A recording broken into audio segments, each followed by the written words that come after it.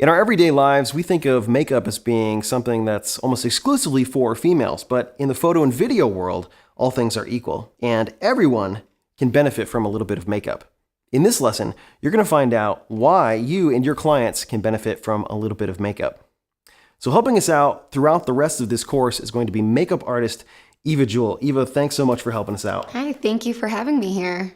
So coming from a person like me who doesn't know a whole lot about makeup, whenever I jump in front of a camera, I don't always think that I need a whole bunch of makeup. Sometimes I put a little bit on, but what I'd like to do is get your perspective and find out, from someone who does this all the time, what are the things that you look for and what are the areas, that you primarily focus on for kind of cleaning up the face?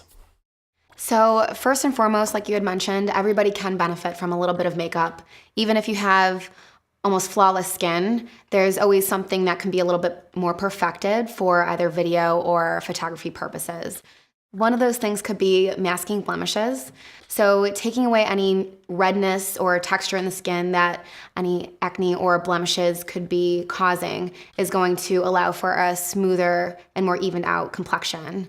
Most people have just a little bit of rosiness in the cheeks naturally, and that doesn't necessarily read very clean on camera. So using a light foundation or a light concealer just to mask any natural redness or uneven texture in the skin is going to, again, allow for a more perfected look.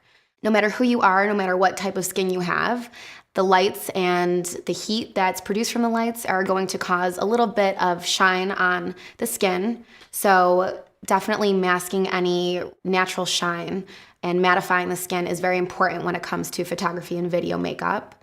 Contouring, naturally bringing out what your features are going to be important because the camera can read flat. So making sure that your facial features are pronounced and enhanced on camera through contouring is very important as well.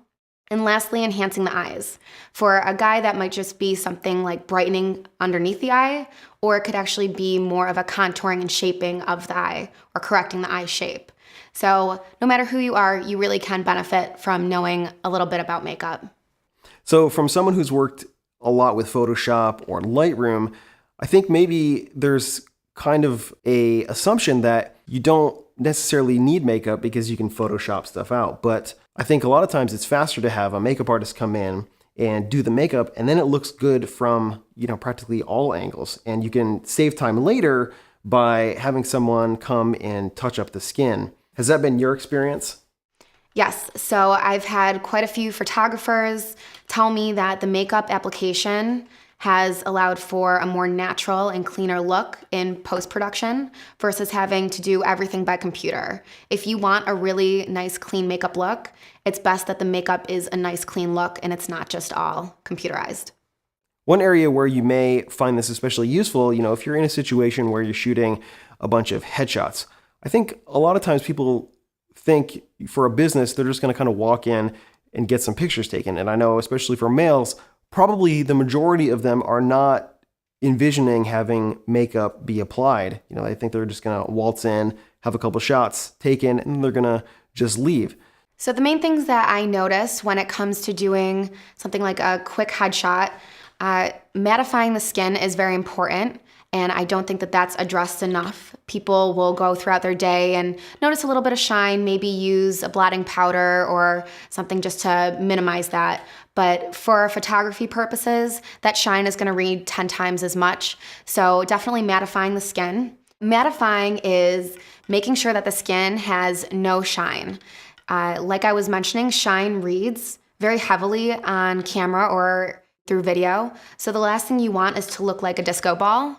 You really want to make sure that the skin has no shine or is completely mattified so that it doesn't highlight in areas that you don't want highlighted. And for, video is a different realm where, sure, you can touch up the skin, but you're talking like serious ILM computer wizardry there.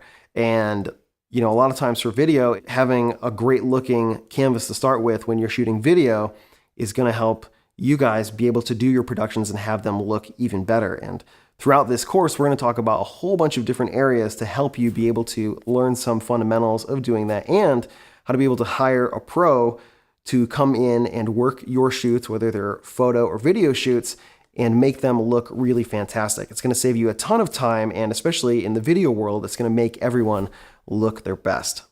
In the next lesson, we're going to kick things off and start drilling down and looking at more specific areas that you want to deal with. And we're going to start off talking about skin type. This is going to be important because there are a lot of different skin types, and you're going to want to know how to deal with different conditions of the skin, how to prep them, and get them ready for makeup. So check that out coming up in the next lesson.